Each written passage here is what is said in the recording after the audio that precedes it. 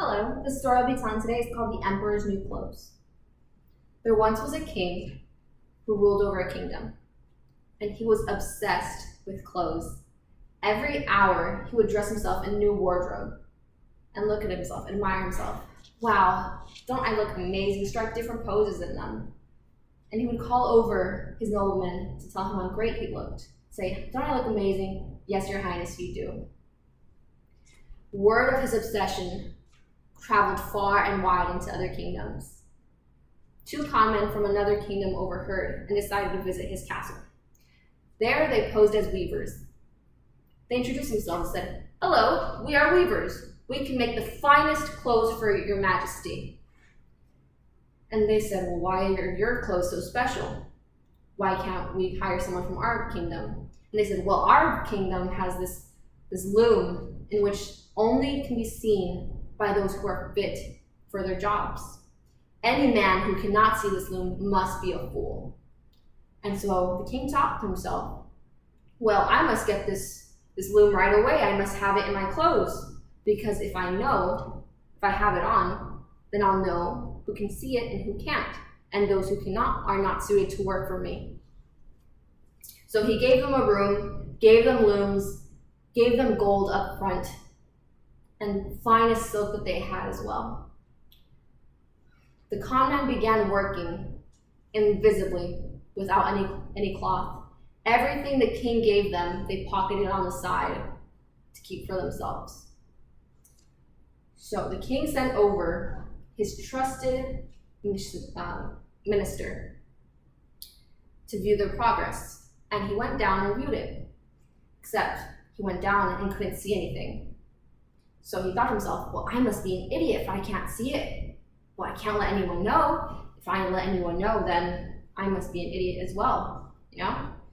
So he pretended that he could see it, because that's what the